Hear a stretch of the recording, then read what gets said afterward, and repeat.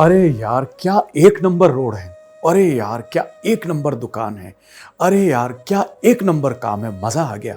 क्या आप ऐसे बोलते हुए पाए जाते हैं? निश्चित रूप से अगर किसी चीज को आप एक नंबर कह रहे हो, इसका मतलब उसे आप ज्यादा आंक रहे हो, या उसका संबंध सर्वश्रेष्ठ से है, या उसका संबंध बहुत अच्छे से है। जी हाँ, मैं आपसे बात कर रहा हूं कि वाकई एक नंबर महत्वपूर्ण होता है, और एक नंबर में वो ताकत होती है जिसका कंपैरिजन सर्वश्रेष्ठ से किया जाता है, या सर्वश्रेष्ठ का कंपैरिजन उसके साथ किया जाता है कि वो उनका स्वभाव एक नंबर है यार, अरे वो इंसान एक नंबर है यार, आप ऐसा कहते हो ना। तो एक नंबर के बारे में ही आज मैं आपसे बात करूंगा कि अगर ये एक नंबर आपके चार्ट में नहीं है या आपकी डेट ऑफ बर्थ में नजर नहीं आता है, तो क्या इस एक नंबर की ये गुणवत्ता आप हासिल कर सकते हो? है तो क्या है, और नहीं है तो क्या है, और नहीं है तो क्या क्या किया जाए जिसकी वजह से आप एक नंबर को अपने साथ जोड़ सके, या इसकी फ्रीक्वेंसी को आपके साथ जोड़ सके, या इसके फायदे आप उठा सके। Vishwas Vaishnav, numerologist, vastu expert and true life coach, Bhagya Manch के इस अनूठे प्रोग्राम में आपका स्वागत करता हूं। देखिए, आज हम बात करेंगे कि एक नंबर है तो क्या है, नहीं है तो क्या है, और अगर नहीं है तो उसे कैसे आमंत्रित किया जाए, या उसकी फ्रीक्वेंसी को अपने साथ कैसे जोड़ा जाए जिससे आप भी अपने जीवन में सफल हो सके, आप भी अपने जीवन में एक बड़ा मुकाम हासिल कर सके। देखिए, एक नंबर जो है, इसे ग्रहों की व्यवस्था में, जो ग्रहों की व्यवस्था की गई उसमें एक नंबर सूर्य। देखिए, सूर्य वो तारा है जिसके आसपास बाकी के सारे ग्रह जो है वो चक्कर लगाते हैं, और वह इस पृथ्वी के ऊपर या इस दुनिया में या इस ब्रह्मांड में रोशनी का सबसे बड़ा सोर्स है। मतलब बाकी सब लोग उससे एनर्जी लेते हैं, ऊर्जा लेते हैं, और दुनिया चलती है। तो नंबर एक सूर्य है, और सूर्य जिसके भी न्यूमरो चार्ट में या डेट ऑफ बर्थ में एक आता है, इसका मतलब है कि उनका रूलिंग प्लैनेट एक है, वन है, सूर्य है। तो सूर्य क्या क्या हो सकता है? देखिए, सूर्य को ग्रहों की व्यवस्था में राजा का दर्जा दिया गया है। तो सूर्य एक राजा की तरह व्यवहार करता है, या एक राजा के एट्रीब्यूट्स जो हैं वो सूर्य में नजर आते हैं, या उन जातकों में नजर आते हैं जो एक नंबर से आगे बढ़ते हैं। अब देखिए, क्या है राजा? राजा के साथ अथॉरिटी होती है, राजा के साथ बेस्ट कम्युनिकेशन होता है, राजा के साथ विस्तारवादी योजनाएं होती है, राजा बड़ी बड़ी योजनाएं बनाता है, राजा हमेशा उन्नति की सोचता है, राजा हमेशा देने की सोचता है। आप कभी ये कहते हुए नहीं पाए जाते कि मैंने राजा साहब को ये चीज़ आज दान में दी। राजा ज़रूर देता है, लेकिन राजा को देना संभव नहीं है। राजा हमेशा देने की प्रवृत्ति रखता है। तो ये गिवर्स होते हैं, they are very good givers, और सोसाइटी के लिए ये लोग बहुत अच्छे होते हैं। दूसरी बात, ये हमेशा किसी टीम के लीडर होंगे, हमेशा किसी एक बड़ी पद पर होंगे। अगर जॉब करते हैं तो अथॉरिटी पोस्ट पर होंगे, और अगर व्यापार करते हैं तो निश्चित रूप से ये अपने व्यापार में बहुत आगे होते हैं और बड़ा व्यापार करते हैं। इनका कम्युनिकेशन बहुत अच्छा होता है, इनकी लीडरशिप क्वालिटी बहुत अच्छी होती है, और ये बाकी के तमाम सारे क्षेत्रों में अपने आप को बहुत अव्वल सिद्ध, लाइमलाइट में भी रहते हैं। सूर्य छिप सकता है भला? जब सूर्य कुछ समय के लिए, कुछ बादल जरूर उसके आड़ में आ जाए, लेकिन सूर्य छिपता नहीं है। दूसरी बात, ये डिसिप्लिन में होते हैं। देखिएगा, आप कुछ भी हो जाए, सूर्य निकलना बंद नहीं करता है, निकलता है, अस्त होता है, निकलता है, अस्त होता है। चाहे बारिश हो रही हो, चाहे आंधी हो रही हो, चाहे तूफान हो रहा है, कुछ भी हो रहा है। आपने देखा आज तो सूर्य निकला ही नहीं। एक्चुअल में सूर्य तो निकलता है, लेकिन कुछ क्षण के अवरोध की वजह से कुछ समय बादल उसके बीच में आ जाते, इसलिए आप नहीं देख पाते। ये है एक नंबर की क्वालिटी, ये है एक नंबर की गुणवत्ता। अब आप देखिए, अगर ये नंबर आपके पास नहीं है, क्या होगा?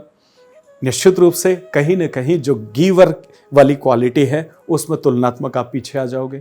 उनके अंदर लीडरशिप जो गुणवत्ता है उसमें आप थोड़े से पीछे आ जाओगे। उनके अंदर जो आत्मविश्वास कूट कूट के भरा हुआ है, वो आत्मविश्वास आपका थोड़ा सा नीचे आ जाएगा। इसके साथ उनका बेस्ट कम्युनिकेशन वाला पार्ट होता है, क्योंकि लीडर है तो लीडर है, उसको बोलना आता ही आता है। तो अगर वो एक नंबर आपके पास नहीं है तो शायद लीडर की गुणवत्ता आप में थोड़ी कम हो जाए, और आपको किसी को समझाने का या बताने का या बोलने का तरीका कमजोर हो जाए। जब ये तमाम सारी चीजें आपके अंदर आने लगती है, अगर एक नंबर आपका कमजोर है तो आइए अब बात करते हैं कि अगर एक नंबर आपके पास नहीं है और उसकी फ्रीक्वेंसी को आप लाना चाहते हैं, तो वो क्या क्या युक्तियां हैं जिसको करके और आप अपने जीवन को एक नंबर के साथ जोड़ सकते हैं और आगे बढ़ा सकते हैं। देखिए, सबसे पहली चीज, नंबर एक अगर मैं बात करूं तो कि अगर आप खाना खाते हैं ना, तो खाना खाने के बाद में थोड़ा सा गुड़ खा लिया कीजिए आप। जब भी ऐसा होता है, अगर आप डायबिटीज़ वाले हैं तो क्या दूसरी मिठाई नहीं खाते हैं क्या? अभी आप अगर ये बहाना बनाते हैं कि अरे सर गुड़ तो मीठा और मुझे डायबिटीज़ है, तो मैं आपकी बात उस समय मान लूँगा जब आप वाकई किसी दूसरी मिठाई को बिल्कुल छूते भी ना हो। थोड़ा सा गुड़ आप खा लें, खाने के बाद में हमेशा प्रयास कीजिए, उससे आपका सूर्य जो है वो मजबूत होता है। इसके साथ ही साथ संभव होता है जब जब वक्त मिलता है तो आप सूर्य को हमेशा उसके दर्शन भी कीजिए। देखिए प्रातः जब सूर्य उदय होता है उस समय जब सूर्य के दर्शन किए जाते हैं, उनको प्रणाम किया जाता है, नमन किया जाता है, तो उससे अच्छा और कुछ भी नहीं हो सकता है। साथ ही साथ सूर्यदेव को आप वक्त वक्त पर जल चढ़ाने का काम भी करते रहें। इसके साथ अगर मैं एक और चीज़ आपसे निवेदन करूं तो तांबे का सिक्का अगर हो सके तो रोज अपने जेब में आप रख करके और फिर काम पर निकला करें। शाम को आते हैं तो भगवान के सामने रख दिया उसको, सुबह है खुद नहा रहे उसको भी नहला दो गंगा जल में या साधारण पानी में साफ सुथरे, और फिर अपनी जेब में रख लें। तो एक तांबे के सिक्के को अपने साथ में रखें, ये भी आपके सूर्य की गुणवत्ता क्वालिटीज़ को आपके अंदर जो है वो इन्हांस करता है। इसके साथ में आप चाहें तो मंत्र का सहारा भी ले सकते हैं। देखिए वैदिक मंत्र मैंने हमेशा कहा है कि इनसे नुकसान नहीं होता है। आप वैदिक मंत्रों का उच्चारण माला के साथ भी कर सकते हैं, बिना माला के भी कर सकते हैं। आपने 21, 51, 108 माला अगर आप घुमा लेते हैं तो आपका काम हो जाता है। तो ओम घृणीम सूर्याय नमः आप इस मंत्र का जाप भी कर सकते हो, जिसकी वजह से आप सूर्य को थोड़ा सा enhance with in your self आप उसको कर सकते हैं। साथ ही साथ सूर्य नमस्कार आप कर लें। देखिए वात पित्त कफ ये तीनों चीज़ें सूर्य नमस्कार करने से आपकी बॉडी में बैलेंस होता है। तो जब आप सूर्य नमस्कार के आसन 6, 7, 8, 10, 11 जो भी आप कर सकते हो, धीरे धीरे वो भी आप करने का प्रयास करें। जब ये तमाम सारे प्रयास आप करते हैं ना, तो निश्चित रूप से सूर्य के कुछ गुण आपके अंदर आ जाते हैं और आप उस कमी को दूर कर पाते हैं। बाहर आ जाते हैं तो लीडरशिप क्वालिटी भी आ जाती है, उसके साथ में देने की आपके अंदर भावना भी निर्मित हो जाती है, उसके साथ में आप अथॉरिटी के रूप में आगे आ जाते हो, आत्मविश्वास भी आपका बढ़ जाता है और आप अपने जॉब या बिजनेस जो भी आप कर रहे हो उसमें भी आपको एक चमकीलापन मिल जाता है और आप सक्सेस हो जाते हो। दोस्तों मुझे उम्मीद है कि ये चीज़ मैं आप तक क्लियर कर पाया हूँ अच्छी तरीके से। आप अगर इन चीज़ों का फ़ायदा उठाते हैं तो मुझे लगता है कि आप जीवन में अपने आप को सफलता की तरफ अग्रसर पाएंगे।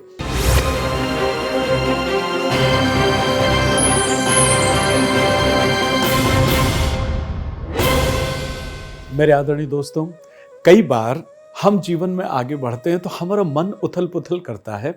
कई बार हम आर्टिस्टिक होना चाहते हैं, कई बार हम क्रिएटिव होना चाहते हैं, कई बार हम बहुत अच्छे ह्यूमन बीइंग होना चाहते हैं। आपको पता है ये तमाम सारे जो गुण है ना वो 2 नंबर में होते हैं और 2 नंबर चंद्रमा है। न्यूमरोलॉजी की व्यवस्था के हिसाब से 1 नंबर सूर्य को राजा का दर्जा है और 2 नंबर को रानी का दर्जा है। अब देखिए रानी जो है ना उसको माता आप कह सकते हो, वो माँ की तरह बिहेव करती है और जब माँ की तरह बिहेव करेगी तो वो पोलाइट होगी, वो काइंड होगी, वो लवेबल होगी। अच्छा देखिए दुनिया के हर माँ का बेटा उससे सबसे अच्छा लगता है और दुनिया के हर बेटे को उसकी माँ सबसे अच्छी और सबसे सुंदर लगती है। तो जो चंद्रमा से रूल होते हैं ना, ऐसे लोग बड़े काइंड होते हैं, बड़े सुंदर होते हैं, प्यार मोहब्बत से ओतप्रोत होते हैं, इनका मन समाज के लिए होता है। ये हमेशा एनजीओ के लिए काम करने के लिए तैयार हो जाते हैं, समाज सेवा के लिए काम करने के लिए तैयार हो जाते हैं या ऐसे प्रोफेशन में अपने आप बाय डिफ़ॉल्ट चले जाते हैं जहां इनको दुनिया की सेवा करने का मौका मिलता है। अब प्रश्न ये आ जाता है कि जहां पर अगर ये 2 नंबर आपके पास नहीं है तो फिर क्या होता है? Vishwas Vaishnav, numerologist, vastu expert and a true life coach. आज भाग्य मंच के इस अनूठे प्रोग्राम में मैं फिर से आपका स्वागत करता हूं और इसके साथ इस बारे में बात कर रहा हूं कि अगर चंद्रमा 2 नंबर आपके पास नहीं है तो क्या होता है। देखिए चंद्रमा जो है वो मन का कारक है, चंद्रमा जो है वो भावनाओं का कारक है, चंद्रमा जो है वो एक अच्छे ह्यूमन बीइंग का कारक है। तो ये तमाम सारी चीज़ें फिर आपके अंदर से हटने लग जाती। देखिए भावनाएं आपके अंदर लगभग ख़त्म सी हो जाती है। कहीं कोई दर्द में है, कोई परेशानी में है, कोई पीड़ा में है तो आपके अंदर इतनी ज़्यादा उनको लेकर के इतनी केयरिंग नहीं होगी, इतनी चिंता नहीं होगी, बहुत अच्छा ह्यूमन बीइंग नहीं हो पाता। देखिए जो चंद्रमा है ये लवेबल होता है। आप देखिए ना जितना प्यार है, मोहब्बत है और इनके ऊपर जितने भी गाने बने हैं तो उसमें चंद्रमा को लिया गया। क्यों? क्योंकि वो बहुत सुंदर और बड़ा खूबसूरत प्लेनेट है। आइए हम इस बात को समझते हैं और इसको जानने का प्रयास करते हैं कि जीवन में इतने खूबसूरत प्लेनेट की फ्रीक्वेंसी आपके साथ नहीं है, और आप अगर इस फ्रीक्वेंसी को लेना चाहते हैं तो आपको क्या क्या वो युक्तियां हैं जिसको आपको करना चाहिए या जिसका आपको एहसास करना चाहिए। आइए समझते हैं और जानते हैं इस बात को अच्छी तरीके। देखिए, चंद्रमा के गुण अगर आपके अंदर आ जाते हैं ना, तो आप बहुत सौम्य हो जाते हैं, आप बहुत सभ्य हो जाते हैं और आप अपने मूड को तवज्जो दे पाते हैं। इसके साथ ही साथ आप अंदर से बड़े कोमल और आर्टिस्टिक स्वभाव के जो है वो नहीं बन पाते हैं। तो इसलिए थोड़ा सा आप इस पर अटेंशन दें। तो आइए अब बात करते हैं रेमेडीज पर कि क्या आप वो करें या क्या आप ऐसा करें जिससे चंद्रमा के गुणों को आप अपने अंदर आकर्षित कर सकें और चंद्रमा को मजबूत कर सकें।